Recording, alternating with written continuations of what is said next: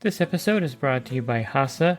Liquid is clearly better. Liquid chlorine is the highest purity, works immediately, has no added cyanuric acid or calcium, and it will leave your pool safe, clean, and clear. And by the bottom feeder professional grade battery powered vacuum system. It sucks to clean pools, so cleaning pools sucks less. Get $100 off with code DVB100. This episode is brought to you by Skimmer, the #1 pool service software in North America. With Skimmer, you can streamline your schedule, grow your revenue, and keep your customers coming back with 5-star service. Whether you're a one-person operation or an established team, Skimmer is your partner in success. Visit getskimmer.com/poolguy to try Skimmer for free for 30 days. The Pool Guy Podcast Show.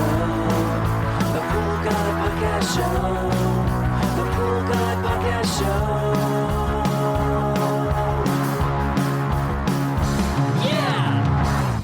Hi, welcome to the Pool Guy Podcast Show. In this episode, I'm going to give you some practical tips out there on your pool route. These are things you may not think about. These are things that you may not put into practice all the time, but I really think that these principles will help you out there each day to make your job a lot easier. Are you a pool service pro looking to take your business to the next level? Join the Pool Guy Coaching Program. Get expert advice, business tips, exclusive content, and get direct support. For me, I'm a 35-year veteran in the industry.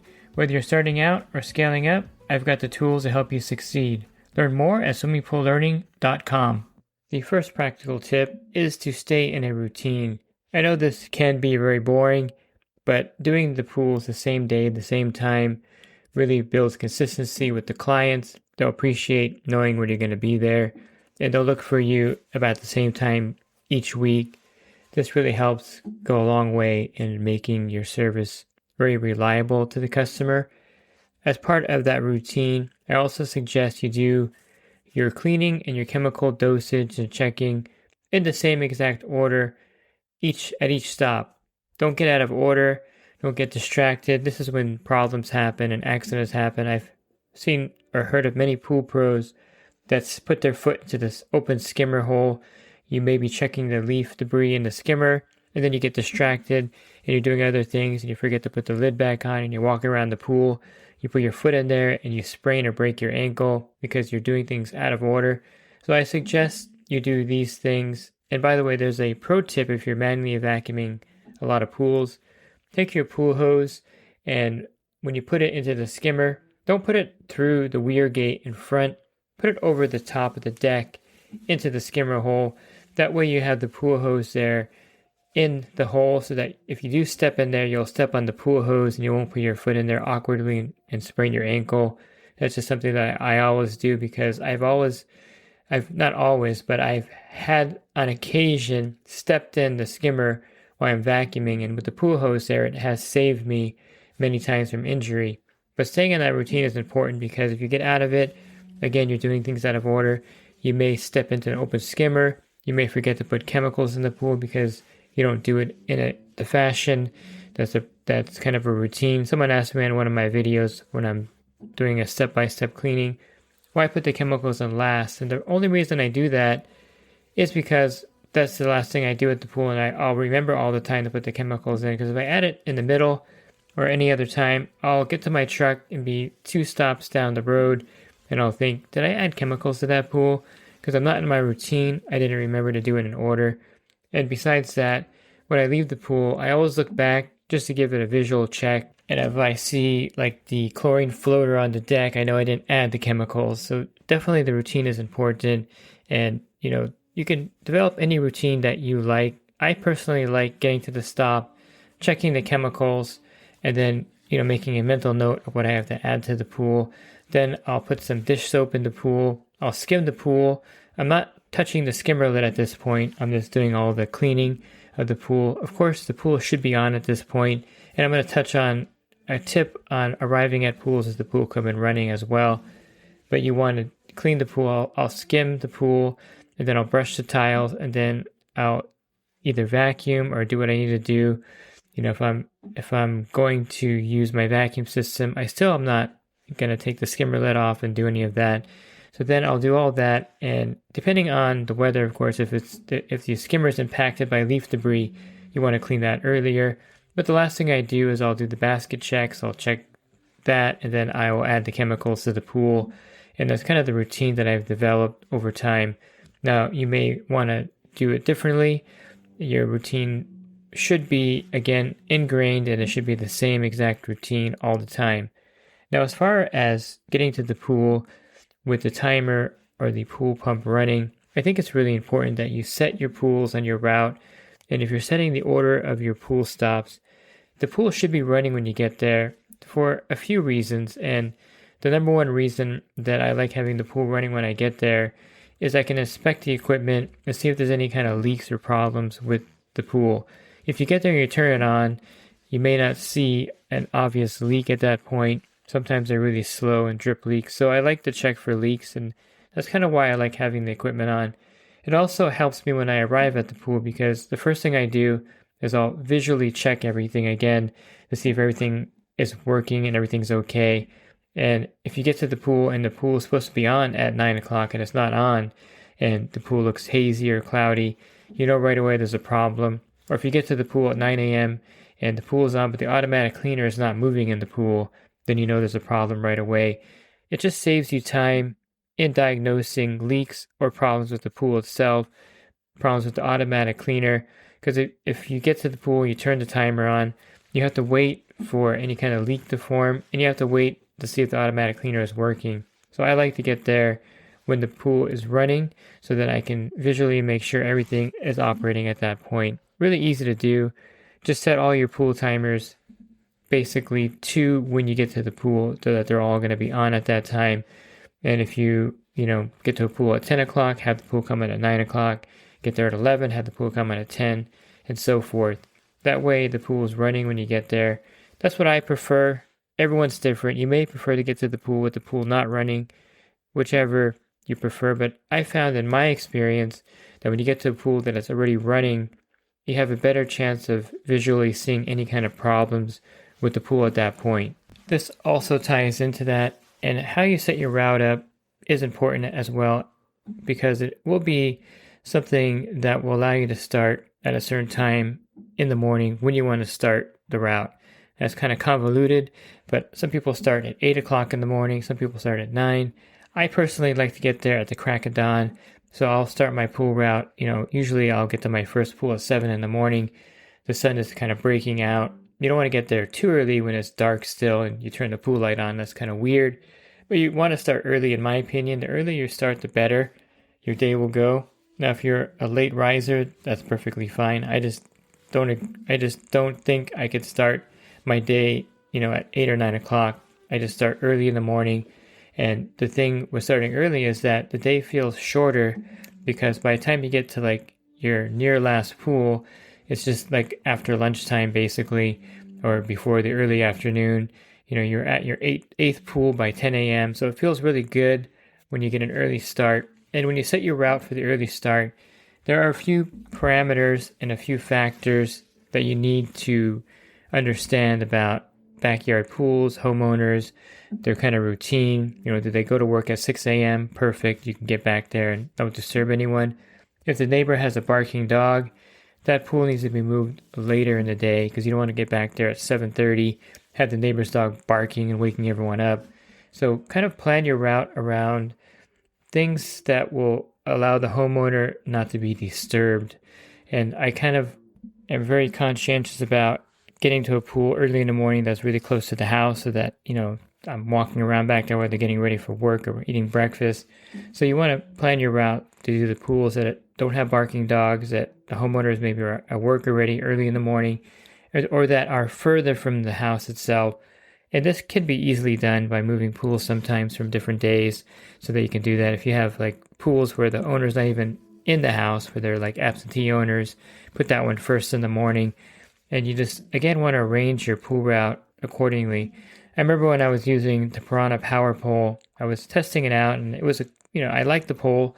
Don't get me wrong, it's a solid 2-piece pole. They always have been talking about making a 3-piece pole, but I haven't seen it. But the Piranha pole is really nice with the snap lock. However, it makes quite a lot of noise when you're snap locking it, click, click, click, click, click, click. And if there's a barking dog anywhere nearby, or a dog anywhere nearby, I should say, more than likely it'll bark and it'll disturb everyone in the neighborhood. So I kind of stopped using the power pole because of all the noise it made. Kind of a weird problem. And I just like the primate carbon fiber pole. It's quiet, you don't disturb anybody. And even the skim light snap lock pole is kind of loud in the morning. So these are all things to think about. They're kind of things that you don't think about too often, but you should think about making noise back there. And you don't want to be really loud early in the morning, but you do want to start, in my opinion, as early as possible. So kind of arrange your route so that can be accomplished.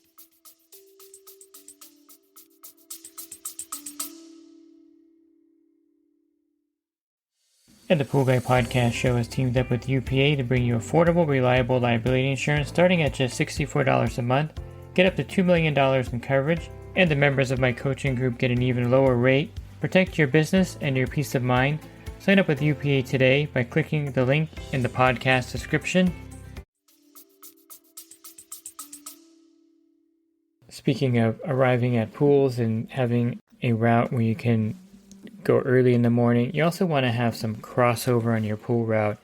You can create this by putting some pools that are in a similar area on a Thursday and do another similar area on a Tuesday. That way, if you're out there on a Tuesday, there's a problem with a Thursday pool, you can easily get to it. Or if you're going to go on a 4-day weekend, you could take your Thursday pools and put them on Tuesday to kind of stack them. So having some kind of crossover is always good. So if you can keep some pools within like half a mile or a mile of your current route on Tuesday, and those are Thursday pools, it can come in handy when you're stacking pools or when you have to move pools around or things like that. So crossover is something that you should develop on your pool route. I wouldn't necessarily have like every pool in the general area on one day and then be in a different area each day of the week. It makes it harder to do any kind of crossing over and doubling back for the pools. Now, speaking of doubling, I really think that you should have double equipment on your pool truck. This means 2 leaf rakes, 2 poles, I wouldn't say 2 vacuum hoses, but you want to have, 2 brushes. Everything should be duplicated so that if you leave something at a stop or something breaks, you're not out of luck. The 2 poles are really important. I'm not sure if you have done this, but I've done this when I wasn't paying too much attention. I attached my vacuum head to my pool pole, and then I wasn't really paying attention. This can happen with your brush as well. And I dropped the pole into the pool, and then it, of course, sunk to the bottom. So with the brush on there or the manual vacuum on there, it's hard to get it out if you don't have another pole to use your leaf rake to get it out. And sometimes the homeowners don't have a pole there, and so now what do? You're not going to go into the pool to get it. So having that spare pole comes in super handy when something like that happens and you need to fetch it out of the pool. Not that you should be dropping your stuff in the pool with the pole attached to it, but it can happen, and I've done it before. Also, if a pole breaks, I've had my dually pole, the cam lock, not locking, and I have to put it back in my truck and get my spare pole and use that. I've also left the pole at a pool before. Instead of doubling back and going back to get it, I wasn't too worried about it. I was going to pick it up later in the week. I just used my spare pole the rest of the day.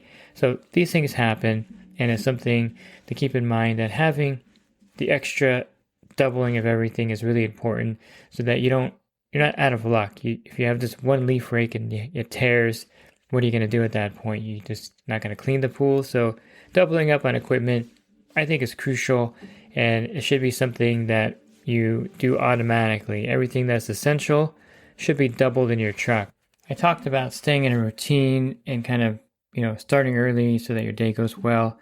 Something that can really ruin your day, and this is something that you can prevent if you implement this particular attitude. But something that can really ruin your day is if you get to a pool and there's a problem. Let's say you get to your 4th stop and the pump is not priming. This does happen out there quite a bit. It could be anything that caused this. The water level may have went low and the customer didn't fill it up and the pump ran dry. Something got stuck in the skimmer. I've had pool noodles stuck in there from a pool party, a t-shirt stuck in the skimmer, all these things. I even had a thermometer that got sucked into the skimmer. Don't ask me how that happened, stopping the flow. And so trying to fix these things on the fly can be frustrating, especially if you can't get the pool primed. So how do you prevent this kind of frustration and delay in your week, or your day, I should say? Hopefully it doesn't last a week. You set a time limit. If you can't get the pool primed in like 5 to 8 minutes, I would just turn everything off, leave a note, or text the customer saying you'll be back later in the week to kind of troubleshoot the problem.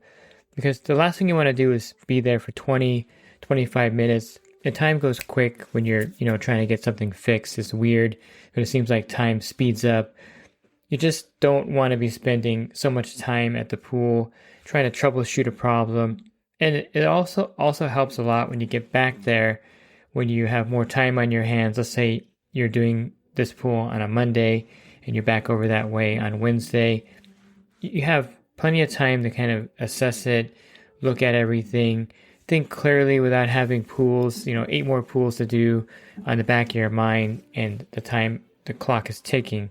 And it really is interesting, the clarity you have when you go back, when you have more time and you're not feeling pressure, you're not feeling rushed, that you can solve the problem a lot quicker and easier. I found this to be true, that when you're in the moment and you're trying to get it primed, you're not really looking at things clearly, you're frustrated, and then you start getting more frustrated, making it harder and harder to think. But when you go back there another day and look at it, you usually can solve it and you can fix it. Now, if you can't, refer it out to somebody, or if you do the repairs, schedule something, and you just have to analyze it. Sometimes it's a weird problem. I've had many weird suction leaks that I had to even get a leak detector out to fix. So don't spend too much time. It's brain damage sometimes if something is not working. Just leave everything off and get back there another day, because again, time just starts flowing in the opposite way you want it to. It gets away from you, and then you're rushing the rest of the day, making mistakes sometimes. So try to keep this mental note that if you can't get something working in 5 to 8 minutes, I would say 10 minutes, but I think you're pushing it at that point. So 5 to 8 minutes, just pull the plug on it, turn everything off, and move on with your route to avoid frustration. I think this is something that is very common. All these things I mentioned, staying in your routine, having a route where you can start early, these all make things very pleasant for you and make being out there enjoyable, I think. If you are not in a routine, for some reason, I find that getting out of the routine for any reason, if I have to stop and do something and get back to my route, it's just me maybe, but it makes my day harder to do. And staying in a routine, and these practical tips will help you, just makes your day go a lot better out there. And if you're looking for other podcasts, you can find those by going to my website, swimmingforlearning.com. On the banner, there's a podcast icon. Click on that, and there'll be a drop-down menu with over 1,800 podcasts there for you to listen to. And if you're interested in the coaching program, you can learn more at poolguycoaching.com. Thanks for listening to this podcast. Have a great rest of your week, and God bless. This episode is brought to you by HASA, providing products that deliver clean, healthy water for every aspect of everyday life. The bottom feeder battery-powered vacuum system, portable, powerful, and only weighs 12 pounds.